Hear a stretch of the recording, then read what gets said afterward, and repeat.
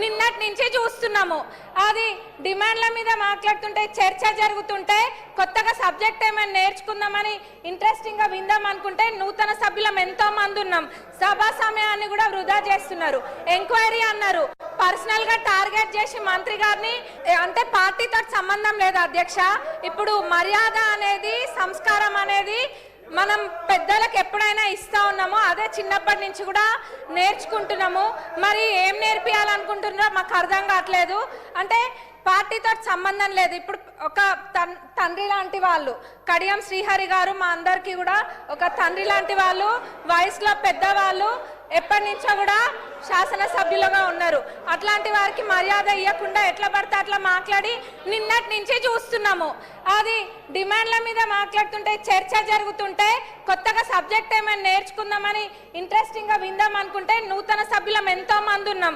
సభా సమయాన్ని కూడా వృధా చేస్తున్నారు. ఎంక్వైరీ అన్నారు, పర్సనల్ గా టార్గెట్ చేసి మంత్రి గారిని మాట్లాడుతున్నారు. వాళ్ళకి ఏదైనా వేరే అజెండా ఉంటే బయట చూసుకోవాలి. మరి ఇప్పుడు సభలో మేము నేర్చుకోవాల్సింది రాజకీయ పార్టీల గురించి చేయాలా, లేకపోతే ప్రజలకు కావాల్సిన సమస్యల గురించి మాట్లాడాలా? మరి ఇప్పుడు నూతన సభ్యులకి వీళ్ళు నేర్పించే సాంప్రదాయం ఇదేనా? దీన్నే క్యారీ ఫార్వర్డ్ చేయాలా?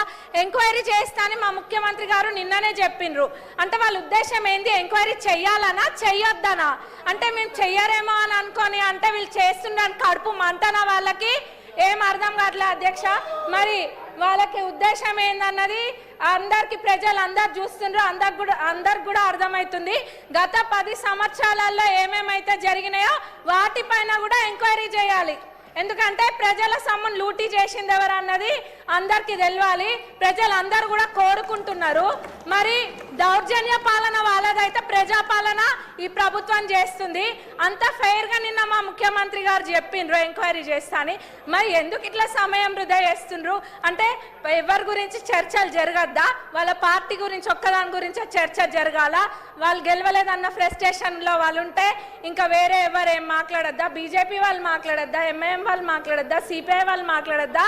మేము అసలు విని ఏమైనా మాట్లాడదాం అనుకుంటే కొద్ది గొప్ప ఇంత కొంత నేర్చుకుంటే ఆ ఉన్నదంతా కూడా ఎగరగొట్టేటట్టు ఉన్నారు వాళ్ళు. నూతన సభ్యులకైతే మొత్తం ఇది ఉంది.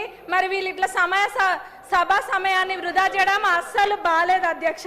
మరి ఎంక్వైరీ చేస్తాన్నాక ఇది చేయడము చిన్నపిల్లల ఆట లెక్క ఉంది. ఇదంతా కూడా ప్రజలు గమనిస్తున్నారు.